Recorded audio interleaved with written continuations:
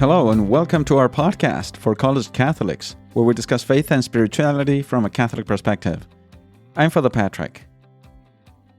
Pope Saint Clement of Rome, who was Bishop of Rome from the year 88 to the year 99 AD, in his letter to the Corinthians, wrote the most ancient prayer for the well-being of civil authorities that we have in the history of Christian literature after the New Testament. He says, praying to God about the civil authorities, "Grant to them health, peace, concord, and stability, so that they may exercise without offense the sovereignty that you have given them. Direct, Lord, their counsel, following what is pleasing and acceptable in your sight, so that by exercising with devotion and in peace and gentleness the power that you have given to them, they may find favor with you." Up to there, Pope Saint Clement. Now, what is most amazing of that prayer is that he wrote the letter and the prayer after there had been a period of persecution under the authorities of the Roman Empire, and they knew that there would be probably further persecutions in later years. So all this brings us to the topic of this episode, which is the value of civil authorities and the importance of the common good of society.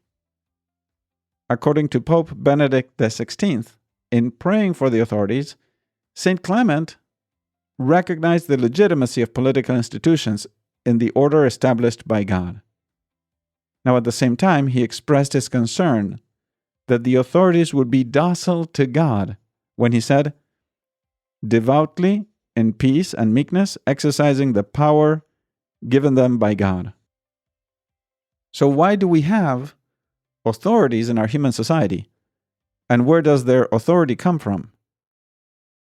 So when God created man, he made man by nature a social being. That is, he made man naturally inclined to live in society. Moreover, God created man in such a way and with such qualities and limits that he needs a community. Man needs a society around him to survive. Just as God is a trinity of persons, so too man was created as a social being. However, that society has to be organized in order to live in peace, so that its members may help one another to realize themselves and attain their human perfection and their eternal happiness in heaven. And for this reason, there have to be certain authorities to protect that order in society and help its members work together for the good of all. So the human authority, just as the human society and the individual human being, are all created by God.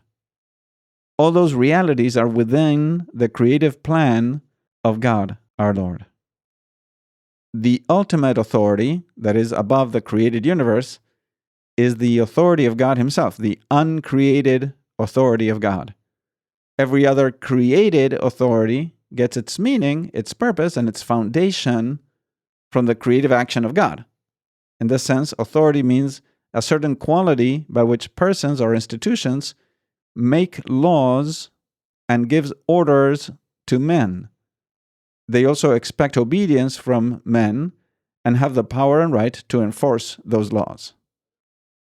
As the Catechism states in number 1898, every human community needs an authority to govern it.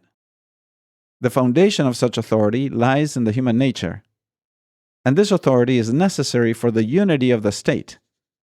Its role is to ensure, as far as possible, the common good of society. This authority, required by the moral order, derives from God. As St. Paul says, "Let every person be subject to the governing authorities, for there is no authority except from God, and those that exist have been instituted by God." Up to there, the Catechism. This is why the Catholic Church always encourages us to submit to the licitly established authorities and to follow the just laws instituted by the political governments. The fact that the authority of government comes ultimately from God calls for the obedience and respect of the citizens. Those under a certain civil authority are meant to give due honor to their authorities, treat them with respect, and obey every just law. However, it is important to clarify that while the foundation of all civil authority comes from God, the form of government of a particular civil society is not directly established by God, but it is left to be determined by the citizens of that same society. Now, another important point is that the human or civil authority does not derive its moral legitimacy from itself, but from God. And this is why it must not behave in a despotic manner, nor seek its own interest or interests, but must act for the common good of society.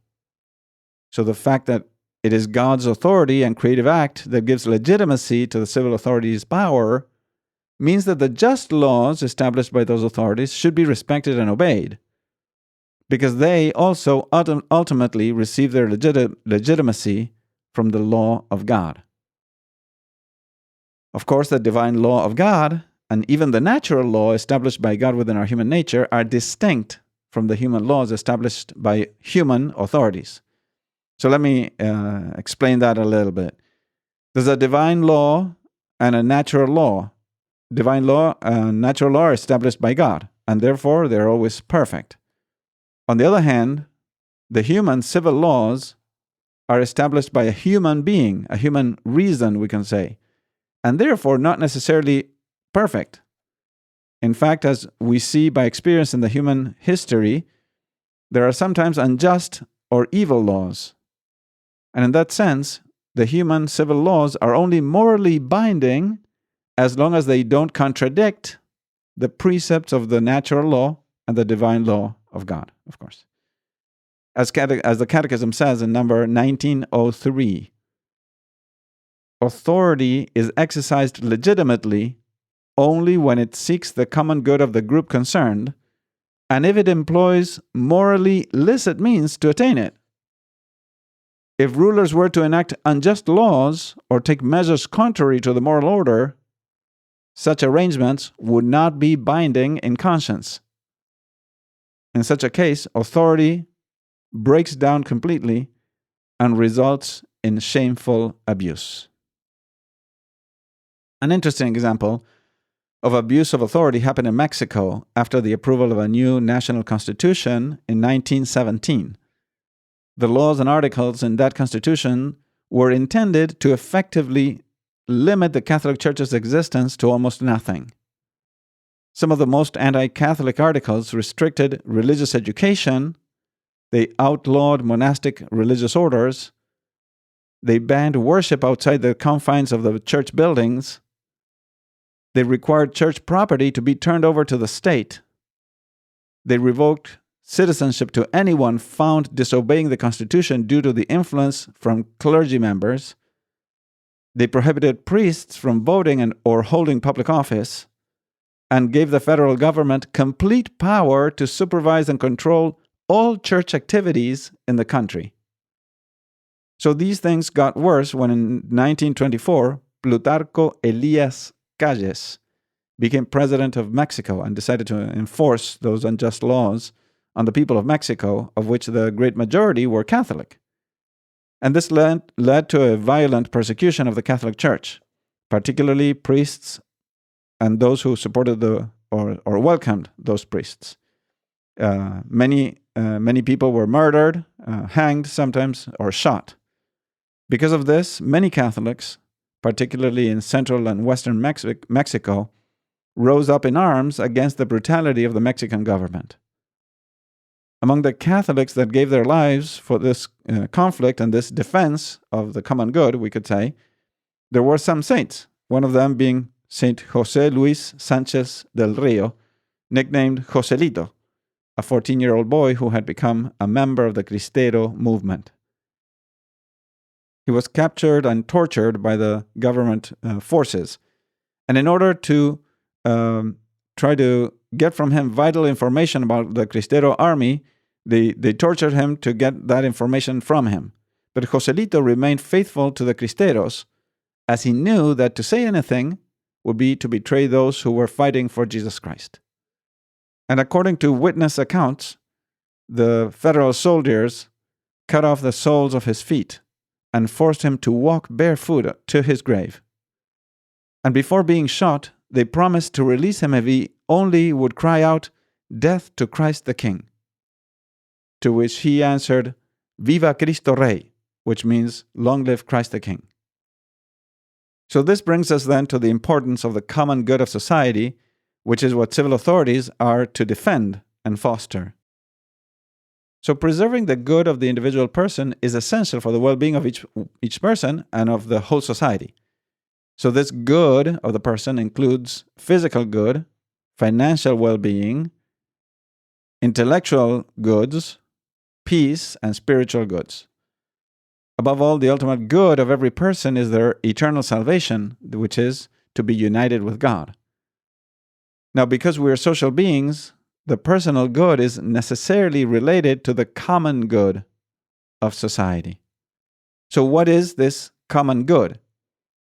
To begin with, we must clarify that the common good does not consist in the simple sum of the particular goods of each individual person of a community or society. On the other hand, in a positive sense, the Catechism describes the common good in number 1906 in this way. By common good is to be understood the sum total of social conditions which allow people, either as groups or as individuals, to reach their fulfillment more fully and more easily. The common good concerns the life of all the persons in a society. Up to there, the Catechism. So we could summarize it as the overall well-being of the whole society, which includes and fosters the overall well-being of each individual. We could say that the common good is an organic unity of various parts and elements working together toward a common good or end of society as a whole. Now, this is a little bit theoretical, but it's important. The common good is the fulfillment of the human person. It is, in a sense, the virtuous life, a life of holiness in society, and ultimately, a life of union with God. So God is the fulfillment of every human desire, and therefore God is the fulfillment of society, of humanity as a whole.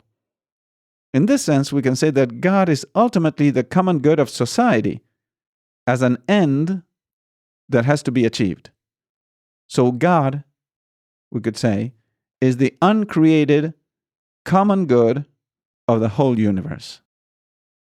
However, we still want to look at the common good of society as a practical goal to be reached in this life. Both the civil authorities and each person must have in mind this common good of society in their daily choices, in such a way that society as a whole and each individual person may find the social conditions that lead to a virtuous living and to the fulfillment of their person as children of God. In this sense, the common good of society implies the following aspects or elements. And this, in this sense, I'm following the Catechism. So first of all, the common good presupposes respect for the person as such. And in this sense, public authorities must have the well-being of the individual persons in mind, and therefore they are bound to respect the fundamental and inalienable rights of the human person. In that sense, civil authorities should work to obtain the conditions necessary for the exercise of those freedoms that are necessary for the development and perfection of the human person and their vocation in life. In this sense, the common good means that there should be certain conditions in society that enable each individual to grow in virtue, to act according to a sound, well-formed conscience, and to be free to practice the true religion in order to be saved. That is, in order to get to heaven. Secondly, the common good requires the social well-being and development of society itself.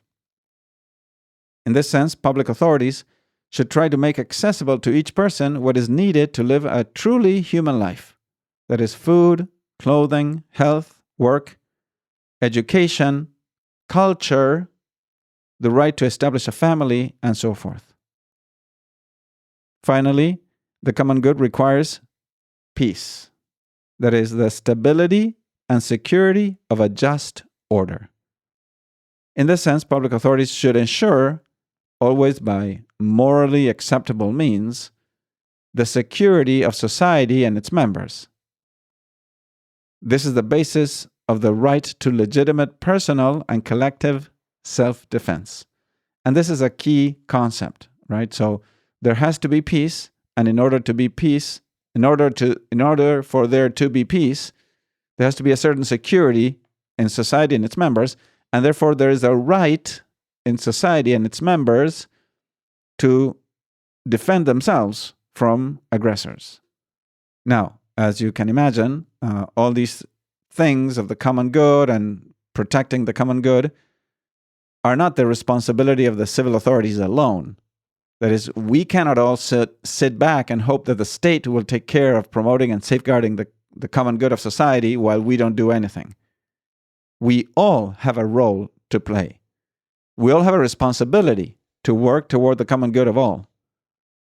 So our participation in preserving the common good of society requires each person to take on that responsibility within their own environment, within their own circle of influence. It also requires, of course, each one according to his or her role, talents, and abilities, it requires that each person participate in some way in the public life of society to foster the common good of all.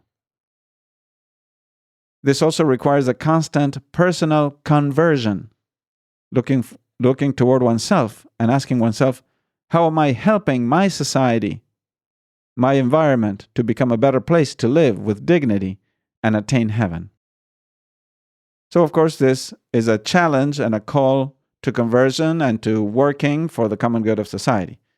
And a great example of a civil authority who worked to attain the common good of society was King St. Louis IX of France.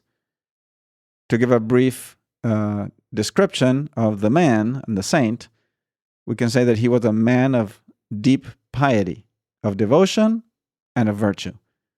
Actually, he attended Mass daily, and even more than once a day. He wore a hair shirt under his clothes as a way of making penance, and daily prayed the divine office. He constantly strove to rule his kingdom with justice in order to make it a place where God would be acknowledged and served. He did what he could to help the sick and the poor. In fact, every day he would have some people from among the poor to eat with him at table, while he would try to feed the poor that were begging outside his residence. I actually read that on some penitential days, he himself would remove his royal clothes, dress as a beggar, and ask for alms at the door of his own castle. So he tried to promote the well-being of his people and the people in his kingdom, and for this he built churches, he built libraries, colleges, hospitals, and orphanages. He established fair and just laws and reformed the tax system in order to help the common good. He ruled, in a word, seeking to serve God at all times, and tried to enact rules conscious that he would have to give an account before God at the end of his life. He is definitely a great example of a Catholic ruler. And I pray that if you ever consider running for office, you may have him as a patron and imitate his example. So thank you for spending this time with me today. Please share this episode with your friends. And if you can, please leave a review on Spotify, on Apple Podcasts. May God bless you, and we will see you next time.